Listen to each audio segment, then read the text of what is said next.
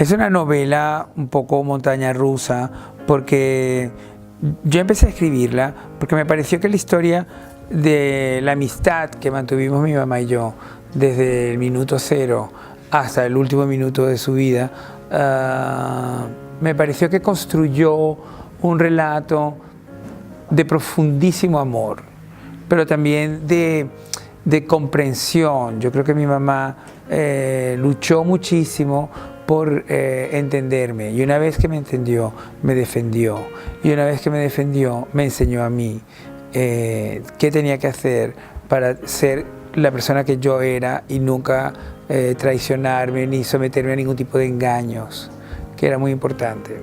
Y entonces yo pienso que esta novela cuenta toda esa gran relación que duró 49 años y también cuenta esos 49 años que arrancan en una ciudad que es Caracas y terminan también en Caracas, pero en el intermedio pues atraviesan por cantidad de situaciones, algunas muy violentas, otras muy emotivas. Por eso yo siempre digo que más que ser una novela descarnada, es una montaña rusa. Es una montaña rusa en la que espero que el lector, y sobre todo la lectora, se suba y no quiera bajarse, y que pierda el miedo a las vueltas y a las alturas que recurra esa montaña rusa. En realidad es el nombre del cuadro que asiste desde su lugar, en la pared de esa casa, asiste a la vida de esos protagonistas, sobre todo de Boris y de Belén. Y el cuadro, bueno, el cuadro un poco es una especie como de vacilación así de su autor, pero un poco él viene a decir que uno siempre cree que el tiempo de tormentas, como ponen en las playas, pone tiempo de tormentas, va de un mes a otro mes. Pero la idea, yo creo, tanto de la persona que explica el cuadro como mía como autor, es que no es verdad. El tiempo de tormentas puede prolongarse y y hacerse parte de ti, ¿no?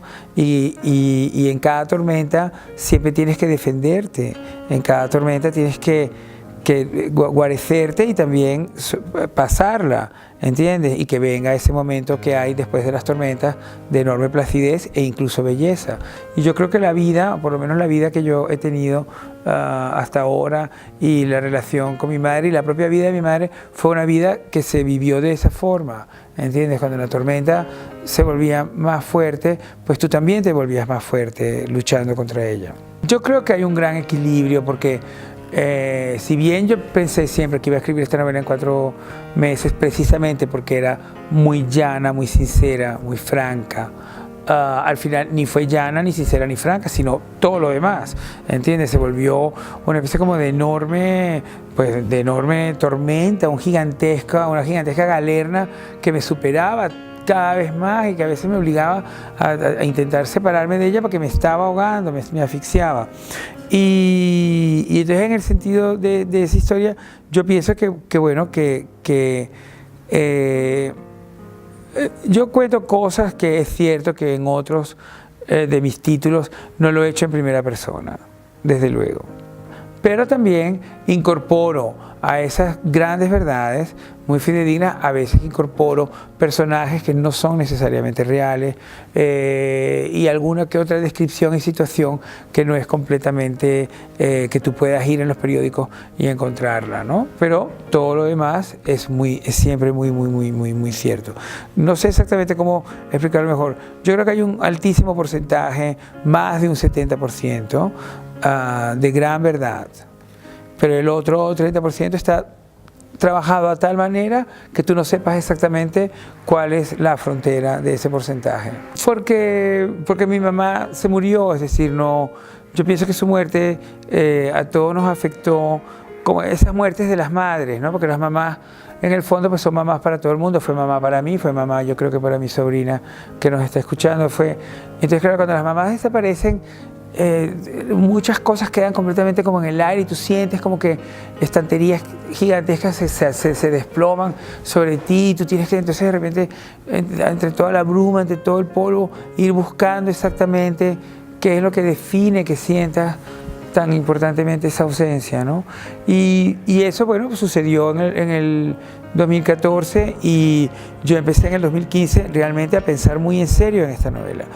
Y a medida que me fui metiendo en ella, pues pasaron cosas también, yo creo que muy importantes, como el hecho de que yo de repente decidí trasladarme a vivir a Miami porque tenía una oferta de trabajo allí.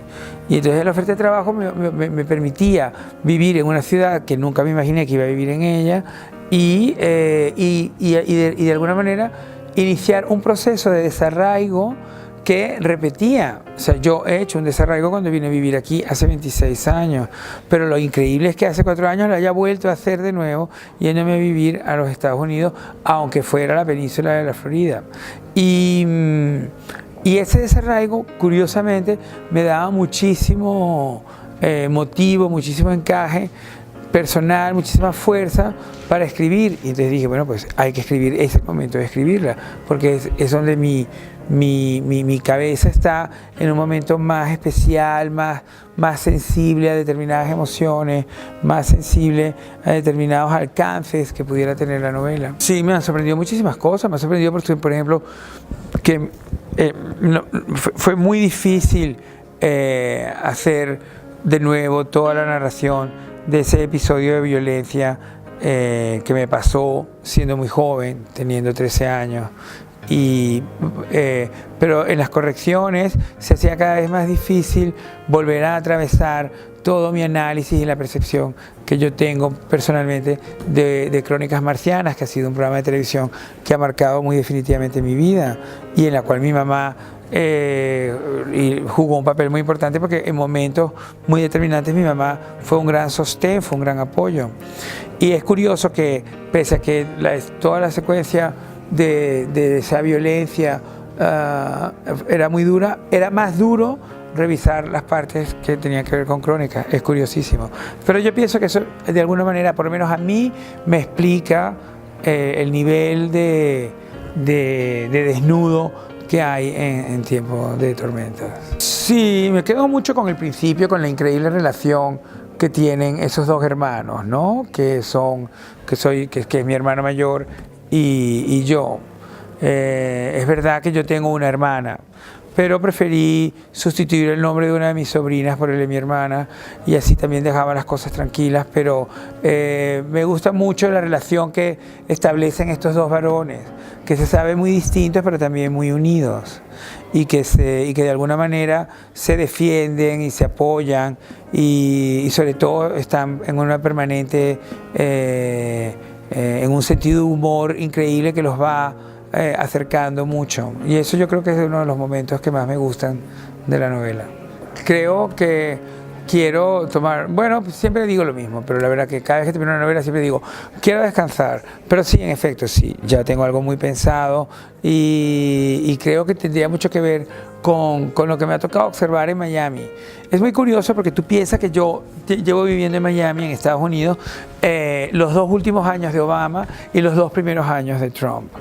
Y pienso que es una horquilla en el tiempo tan apasionante, ¿entiendes? Tan interesante, y además viviéndola pues en una ciudad que repudiaba enormemente a Obama y apoyaba increíblemente a Trump, que a su vez está totalmente en desacuerdo con que haya inmigrantes, y es una de las ciudades con más inmigración de todo el país. Entonces, claro, esa combinación me parece muy interesante y me gustaría explorarla. Pero no te puedo decir cuándo, porque realmente yo creo que ahora estamos llegando a una jornada de promoción totalmente agotados, y realmente lo menos que se me ocurre ahora es sentarme a escribir en una página en blanco.